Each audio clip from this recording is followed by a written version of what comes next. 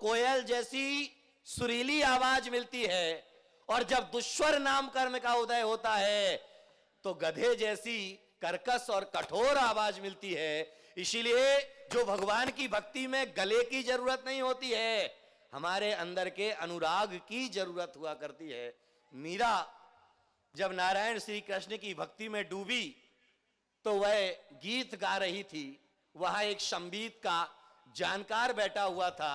उस संगीत के जानकार ने जो है उस गीत को सुना, और गीत को सुनकर के उसने बोर्ड पर लिख दिया, राग में गाया करो। क्या लिखा? राग में गाया करो। क्योंकि मीरा का राग ठीक नहीं था, इसलिए उसने लिख दिया राग में गाया करो।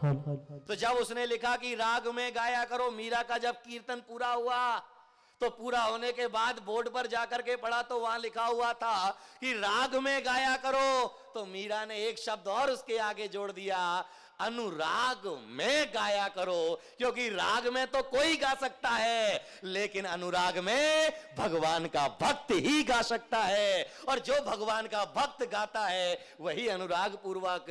इसीलिए भक्तांबर को एक लता मंगेशकर ने भी गाया, और एक जो है आचार्य मानतुंग ने गाया। कहां बैठकर? कहां बैठकर? सुनाई नहीं पड़ा मुझे। जेल में बैठकर। कहां की जेल में? हो गया गुम। भोज। भोज तो जो है कर्नाटक में है। राजा का नाम था राजा भोज। क्योंकि जो है मध्य प्रदेश की धार जिले की जेल में बैठ करके जो है आचार्य मानतुंग जो है भगवान की भक्ति में। हमेशा एक बात कहा करता हूं कि जितनी धर्म की प्रभावना हम संतों के माध्यम से हुई है, उन धर्म की प्रभावना श्रावक के माध्यम से नहीं हुई है। जब भी धर्म पर संकट आया है तो संतों ने ही धर्म को संकट को दूर करने में अपना स्थान दिया है। क्योंकि अकंपनाचार्य आदि 700 मुनियों के ऊपर उपसर्ग हुआ, तो उनका दुपसर्ग दूर करने के लिए कोई श्रावक आगे आकर के खड़ा नहीं हुआ।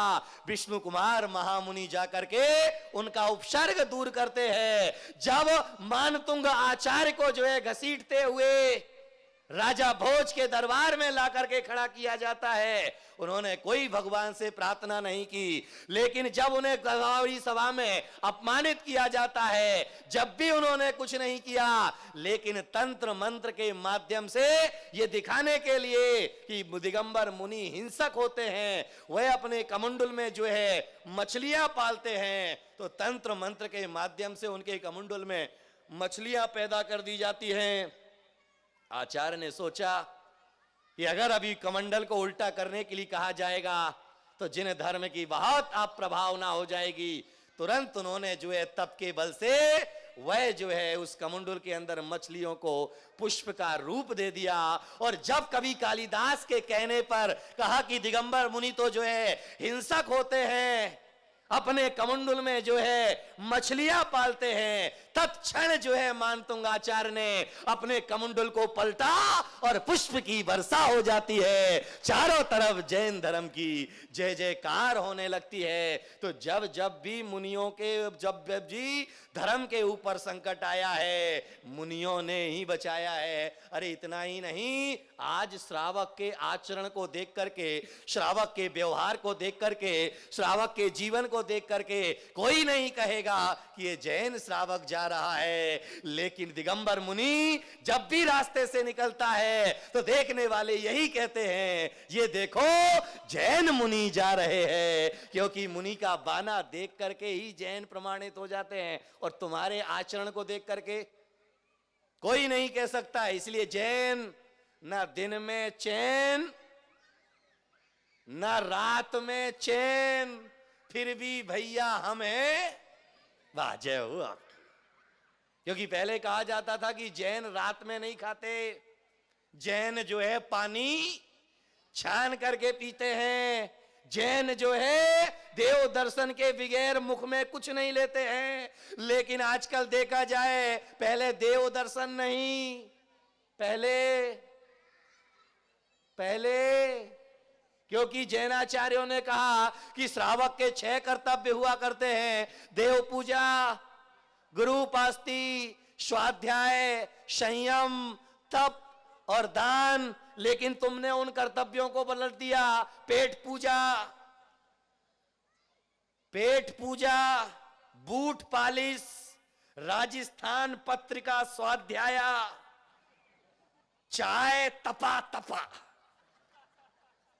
अब किसको समय है, क्योंकि जो है उसको जो है स्वाध्याय करने की जरूरत नहीं है, क्योंकि स्वाध्याय करने के लिए जो है ग्रंथ मुनियों के लिए छोड़ दिए हैं, मंदिर की मूर्तियां जो है पुजारी के लिए छोड़ दी है। और अब आगे आने वाले समय में अगर ऐसा ही चलता रहा तो वह दिन दूर नहीं होगा कि जब मंदिर का पुजारी अपने मस्तक पर मूर्ति लेकर के जो है घर घर जाएगा और घर घर जाकर के कहेगा कि भाई भगवान लाया हूं, दर्शन कर लो, तो अंदर से आवाज आएगी, अभी मैं बाथरूम में नहा रहा हूं, पड़ोसी को करा ला फिरा। क्योंकि आजकल के बच्चे जो है हमारे मंदिर से प्रभावित नहीं। इतना ही करना चाहूंगा, क्योंकि आजकल जो है बच्चों को देव दर्शन नहीं चाहिए, आजकल देव दर्शन की शिक्षा नहीं दी जाती है।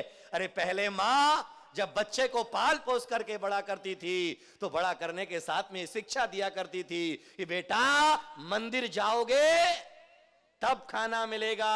और आजकल की माएं कहती है,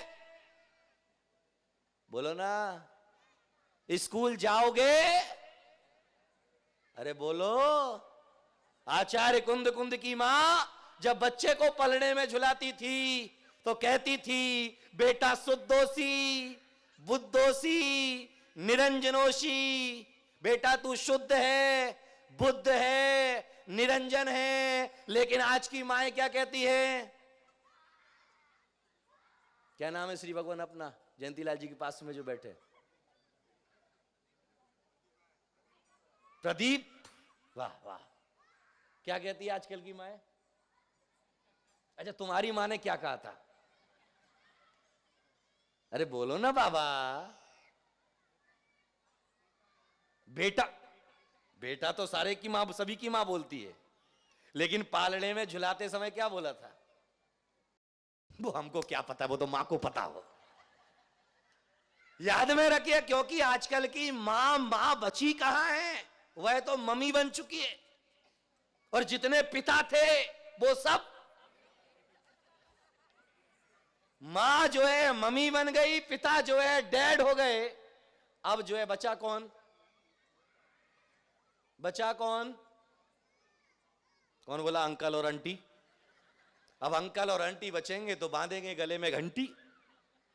क्योंकि आचार्य कुंद कुंद की मां कहा करती थी कि बेटा शुद्धोसी, बुद्धोसी, निरंजनोसी, बेटा तू शुद्ध है, बुद्ध है, निरंजन है। लेकिन आजकल की माएं जब पलड़े में झुलाती है तो पलड़े में झुलाते समय वह ये नहीं कहती है, वह तो कहती है सूरज है तू। अरे बोलो ना बाबा, सूरज है तू, चंदा है तू, मेरी आंखों का। अब तारा तो टूटेगा,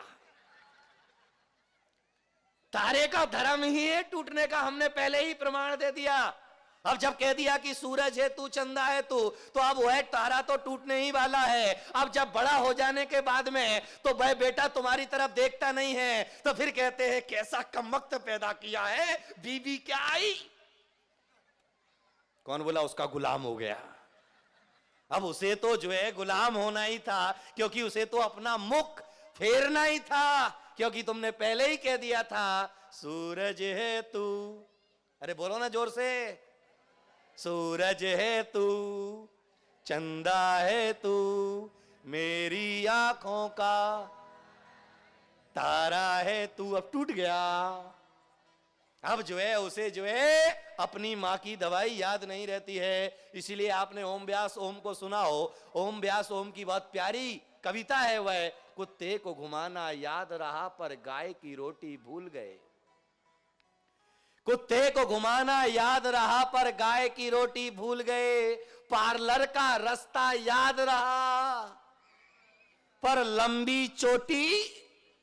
देखना महिलाओं को आज, क्योंकि पहले कहा जाता था कि जिन महिलाओं के बाल कमर के भाग का स्पर्श करते हैं वह सौभाग्यवती कहलाती है। पहले बाल कटाना पाप माना जाता था, आजकल बाल कटाना कौन बोला पुण्य माना जाता है। याद में रखिएगा कि नाखून बढ़ाए जाने लगे और बाल, और आजकल फैशन का ऐसा दौर चला है। एक लड़का मेरे दर्शन करने के लिए आया तो उसके सर पर जो है हाईवे बना हुआ था, इधर से जो है बीच में बाल हैं डिवाइडर, इधर से जो है सांप। और आजकल देखा जाए कई लड़कों को देखना इधर उधर पूरा कटिंग है, बीच में बाल हैं। कई बैठे हैं यहां पर वो भी, अब वो जो है इधर उधर पूरा ऊपर बीच में जो है टापू है, इधर उधर पूरा जो है पानी भरा हुआ है। ये देखो ये भी जोड़े से दौड़ रहे हैं, क्योंकि हर व्यक्ति जोड़े से ही चलता है। अरे भाई वो जोड़े से आए हैं, तुम जोड़े से नहीं आए तो वो तो आए कम से कम जोड़े से। क्या बोल रहा था मैं? ये देखो टापू ही याद है इनको। एक व्यक्ति आया, बोले महाराज श्री आपके यहां आने से जो है 4 चांद लग गए। मैंने कहा सभा में देख, वहां पर तुझे चांद ही चांद दिखाई देंगे लाइन से। याद में रखिएगा ये फैशन का दौर, इस फैशन के दौर में हमारे अंदर की इंसानियत, हमारे अंदर की भावनाएं, हमारे अंदर की धार्मिकताएं सब खत्म होती जा रही है। मैं हमेशा कहता हूं कि आदमी को धार्मिक बनाने की जरूरत नहीं है। आजकल जितने भी साधु संत हैं वह यही प्रेरणा देते हैं कि धार्मिक बनो, धार्मिक बनो, धार्मिक बनो। मैं आपसे निवेदन करना चाहूंगा, आज के आदमी को धार्मिक बनाने के पहले नैतिक बनाने की जरूरत है, और जो नैतिक होगा वह धार्मिक बन ही जाएगा। लेकिन जो धार्मिक है वह नैतिक होगा कोई जरूरी नहीं है। इसलिए आजकल देखा जाए बच्चों के अंदर से जो है नैतिकता का पतन होने लगा है। मंदिर तो जाएंगे लेकिन मंदिर कैसे जाना ये पता नहीं है। वह जो है संत के चरणों में तो जाएंगे लेकिन उन्हें यह नहीं पता है कि संत के चरणों में जाकर के बोलना क्या, वहां पर बैठना कैसे, वहां पर चलना कैसे, किस तरीके से जीना। तो इसीलिए नैतिकता का जब पतन होता है तो मंदिर के चमत्कार घटित होने जो है समाप्त होने लग जाते हैं, और जब नैतिकता का जागरण होता है तो मंदिर में भी चमत्कार होने लग जाया करते हैं। एक सज्जन मेरे पास में आए, बोले आपको दीक्षा लिए कितना टाइम हुआ?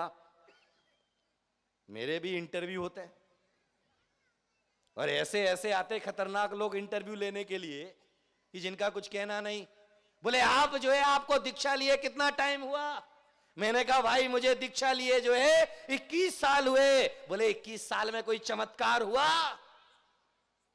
मैंने कहा क्या मतलब? अरे बोले हमने पढ़ा था कि जहां पर मुनिगण विराजमान होते हैं वहां 6 ऋतुओं के फल फूल लग जाया करते हैं। अरे हमने तो जो सुना था कि जहां पर मुनिगण विराजमान होते हैं उनके तप के प्रभाव से जो है फल फूल अपने आप लगने लग जाते हैं। गाय और शेर एक घाट पर आकर के पानी पीने लग जाया करते हैं। इसलिए ऐसे कोई चमत्कार आपके जिंदगी में हुए या नहीं हुए? अरे मैंने कहा सावधान रहे, आज के इस पंचम काल में दिगंबर मुनि बनना ही सबसे बड़ा चमत्कार है। इससे बड़ा चमत्कार कोई दूसरा। यहां पर इतने सारे लोग बैठे हैं, एक व्यक्ति को कहा जाए कि यहां से जो है केवल जो है चौराहे तक जाना है, चड्डी पहन करके 10,000 रुपए देंगे, जाने के लिए तैयार नहीं होगा। छोटा सा बच्चा भी होगा वह वस्त्र उतार करके जाने के लिए तैयार नहीं होगा, क्योंकि महावीर का बाना धारण करने के लिए ऐरा गहरा नत्थु खैरे का वश में नहीं हुआ करता है। अरे महावीर का बाना तो वही पहन पाता है, वही धारण कर पाता है जो महावीर का लघु नंदन हुआ करता है।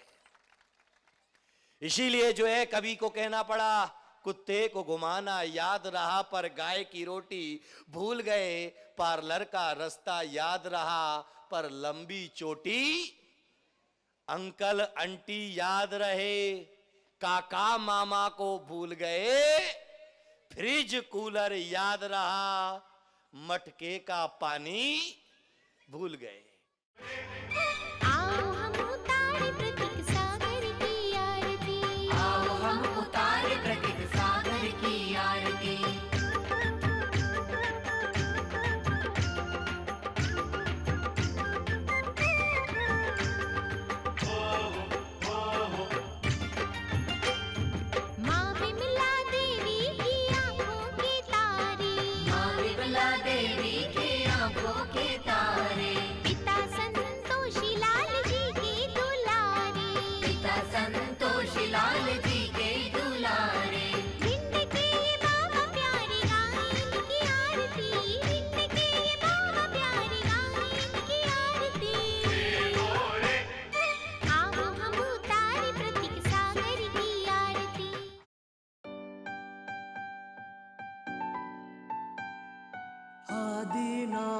प्रभु तुमको नमन।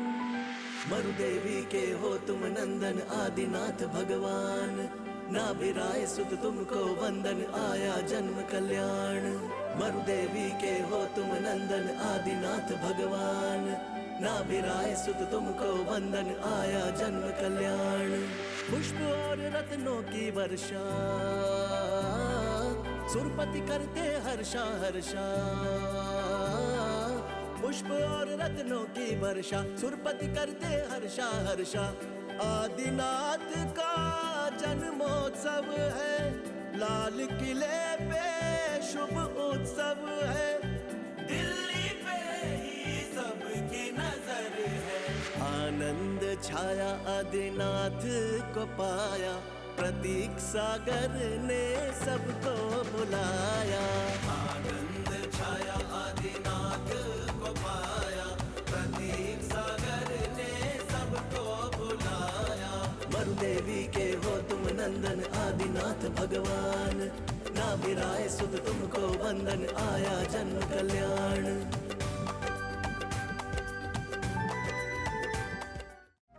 कार्यक्रम प्रस्तुति दिगंबर जैन जागरण युवा संघ रजिस्टर्ड मुंबई, केंद्रीय कार्यालय 305 रानी सती मार्ग, मलाड ईस्ट, मुंबई 97। दिल्ली कार्यालय D 319 गली नंबर 11, हृदयपुरी, शाहदरा, दिल्ली 93। अपने परिवार की ओर से मुनिश्री के कार्यक्रम का प्रसारण के लिए संपर्क करें 8826977903 9065330031।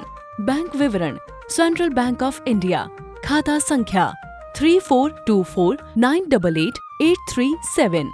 IFSC capital CB, small I, capital N 0280454।